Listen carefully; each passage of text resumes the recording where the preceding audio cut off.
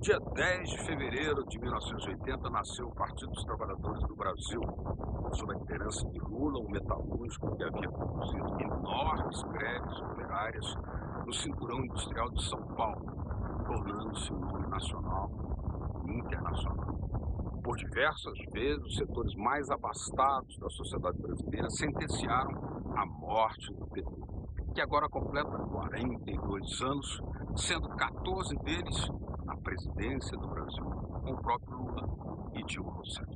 O PT nasceu com base nos sindicatos, mas magnetizou também intelectuais, artistas, a classe média, movimentos sociais e a chamada Igreja Popular, visando transformar o Brasil arrancando da miséria. Para isso, pretende voltar a comandar o Brasil. O PT nasceu numa cancha de futebol, a grande paixão dos brasileiros, e mantém acesa a chama de pagar a imensa dívida social do Brasil, que segue sendo um dos países mais desiguais do planeta, apesar de suas enormes riquezas. Latitude Brasil está começando. Alô, amigos e amigas do programa Latitude Brasil por Telesur. Uma grande honra, uma grande alegria, uma satisfação estarmos aqui nesse programa mais uma vez para um olhar profundo sobre o Brasil. E hoje é uma data muito especial, dia 10 de fevereiro. Há 42 anos atrás, nascia o Partido dos Trabalhadores, nascia o Partido dos Trabalhadores, o PT. E por isso hoje nós vamos falar de poesia, porque inclusive temos um poeta aqui como nosso entrevistado de hoje, mas nada melhor do que política na linguagem poética. Então, fiquem aí. Nascemos num campo de futebol.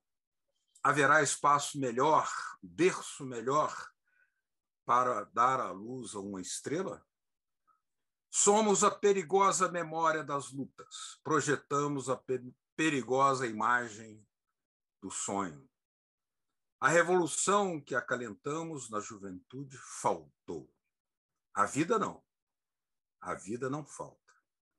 E não há nada mais revolucionário que a vida. Pedro Guerra é o nosso convidado de hoje. Ele, um fundador do PT, militante histórico, que já amargou no passado a prisão, a tortura, mas manteve a sua dignidade em alto, dentro e fora da prisão, e hoje segue sendo uma das vozes mais ativas na formulação das políticas de cultura do PT, onde já foi secretário de Cultura e presidente da Fundação Perseu Abramo. Muito boa noite, Pedro Terra, seja muito bem-vindo à Telesur para falar de poesia e política. O que esses 42 anos te tocam mais no coração e na mente do poeta? Boa noite, Beto. Boa noite, telespectadores de Telesur. Boa noite, Lester, que nos acompanha organizando aqui nosso diálogo. Uma vez me desafiaram, me perguntaram por que eu escrevo poesia para um partido, para o PT. E eu respondi, assim, era um amigo.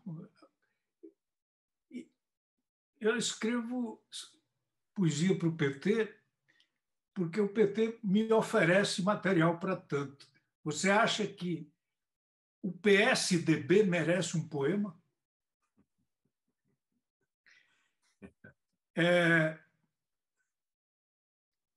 Beto, você me vê, eu tenho aqui acima do meu ombro uma imagem inspiradora para a minha militância. A figura de Carlos Marighella, que está aqui na estante. Uhum. Sim. Então, eu costumo dizer para as pessoas que eu sou do PT antes do PT nascer. Porque eu fiz parte de uma geração que foi lançada para a vida política muito cedo, com as mãos com as armas, enfrentamos a resistência à ditadura militar. Fomos derrotados e depois nos reencontramos com os verdadeiros protagonistas da transformação, que são os trabalhadores. E no dia 10 de fevereiro de 1980, várias vertentes das esquerdas brasileiras atenderam ao chamado, à convocação do novo movimento operário brasileiro, que emergiu das grandes plantas industriais,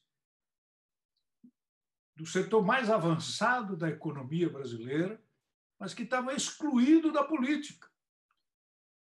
E ali se via a possibilidade do reencontro entre a esquerda brasileira e o novo movimento operário.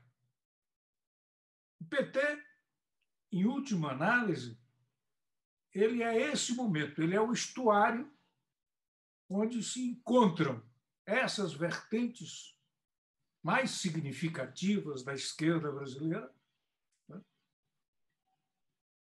sob a convocação da sua liderança, a figura do Lula, do Jacó, do Olívio Dutra, de grandes figuras que vinham de grandes lutas e que não mobilizaram apenas o setor industrial brasileiro.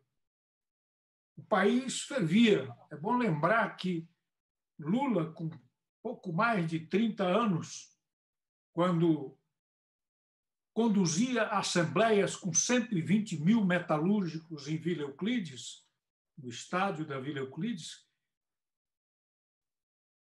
os canavieiros de Pernambuco se mobilizavam sob a liderança da Federação dos Trabalhadores na Agricultura, sob a liderança da CONTAG. Mobilizavam 250 mil cortadores de cana em Pernambuco. Ou seja, o PT nasce, não é da vontade de uma ou outra pessoa, das subjetividades, não, ele nasce como uma necessidade histórica do movimento dos trabalhadores brasileiros. Esse é o pano de fundo, né, do que ocorreu naquela reunião no Sion, no dia 10 de fevereiro de 1980. Ali se encontraram Manuel da Conceição, líder camponês do Maranhão dos anos 60. Ali se encontrava a figura antológica, talvez a mais cabal figura do militante das esquerdas brasileiras no século XX, Apolônio de Carvalho, filho da Terceira Internacional. Ali se encontrava o Mário Pedrosa, crítico de arte, que se correspondia com o Trotsky. Uhum. Imagina, o PT estava juntando duas vertentes das esquerdas que, se encontrassem anos antes, era para se combater. Ali estava Antônio Cândido, Sérgio Buarque de Holanda, Paul Singer, Lélia Abramo, grande figura, Perseu. Nós vamos precisar fazer aqui uma pequena pausa, Pedro Tierra, para seguir depois o seu raciocínio. Inclusive, se nesse ano de 2022 há a possibilidade de que o Bolsonaro, sabendo-se derrotado por antemão, venha lançar mão de expedientes golpistas para tumultuar o processo eleitoral. É o programa Latitude Brasil. Fazemos uma pequena pausa nessa diálogo com o poeta Pedro Tierra sobre os 42 anos de nascimento do Partido dos Trabalhadores. Já já voltamos.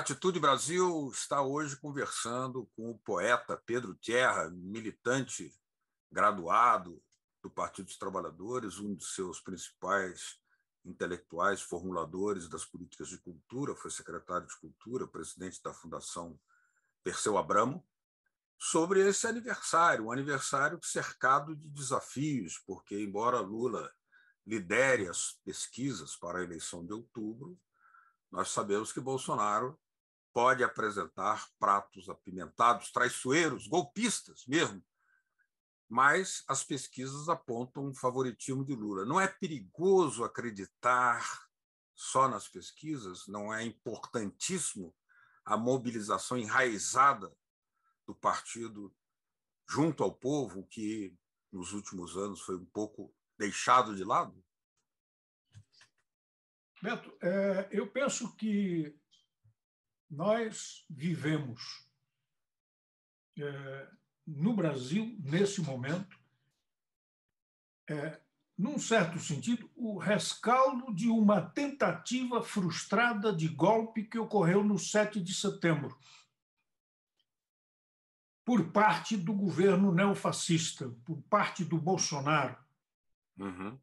Bem, nada nos autoriza a pensar o processo eleitoral de 2022 sem considerar essa possibilidade. Ele é o presidente da República.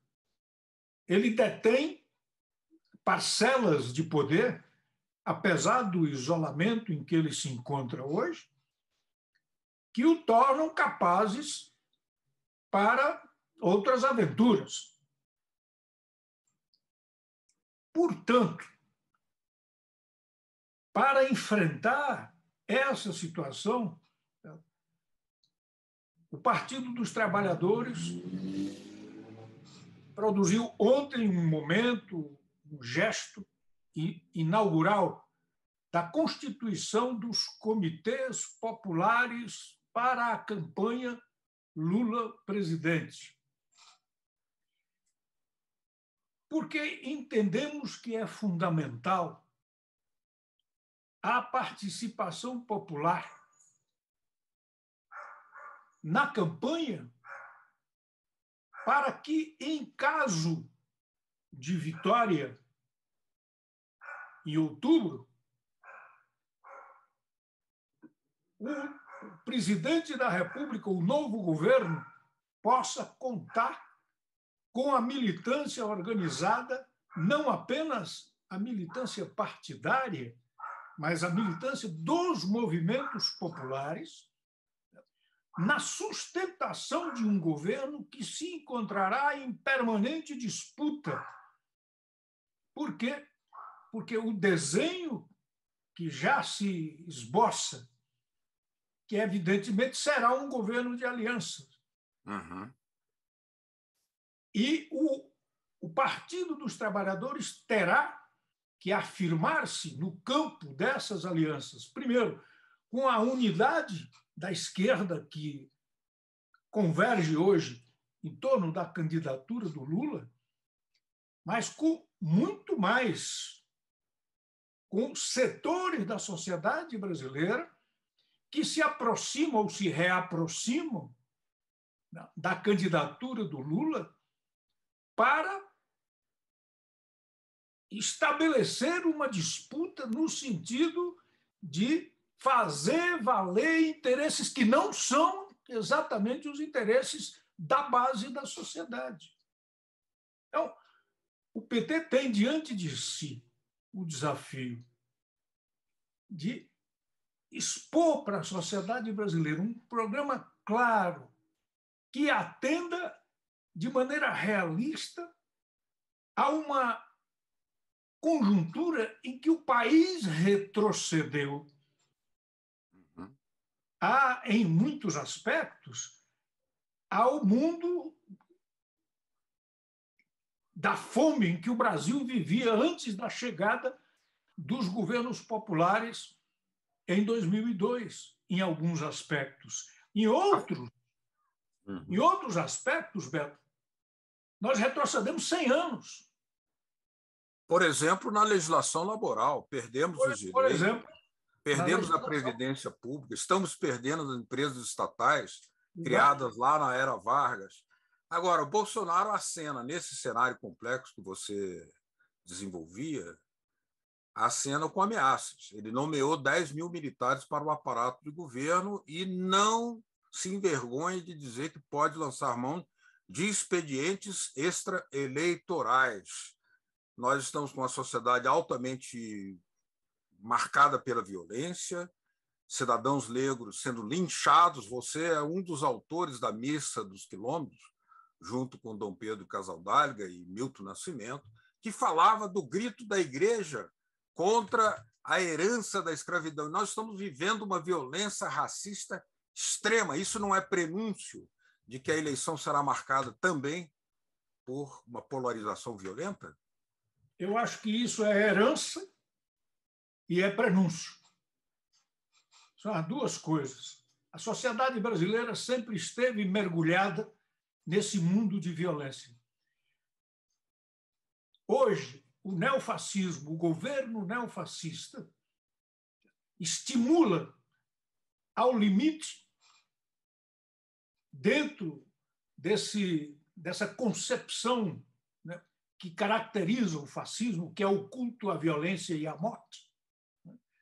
Então, hoje a sociedade brasileira se encontra extremamente polarizada e ela foi empurrada para trás, em alguns aspectos, para o mundo da escravidão.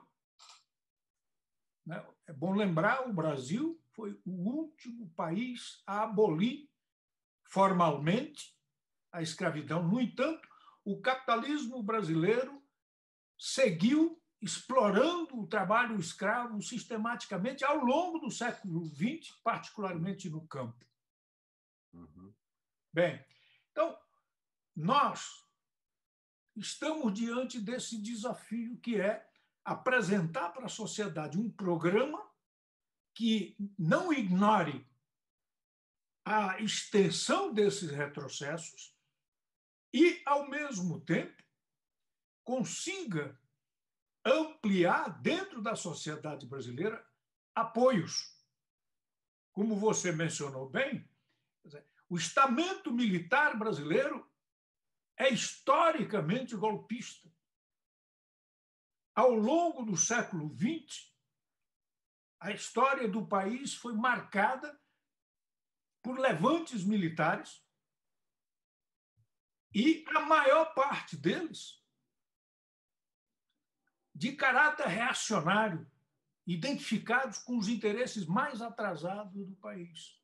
Agora, qual deve ser o tamanho da aliança que o Lula está propondo, inclusive com setores como Geraldo Alckmin, que é um representante do pensamento privatista, porque, ao mesmo tempo, Lula fala em recuperar a Petrobras, a Eletrobras, recuperar o país que foi perdido, os direitos laborais, mas Geraldo Alckmin teria sido um representante do neoliberalismo. Teria ele mudado? Será possível, com essa aliança, aplicar um programa necessário à volta do Brasil a políticas sociais progressistas e até a integração latino-americana? Então, Beto, eu confesso a você que a figura do Alckmin me preocupa menos. O que me preocupa mais é que nós temos que afirmar um programa com clareza para que o povo nele se identifique.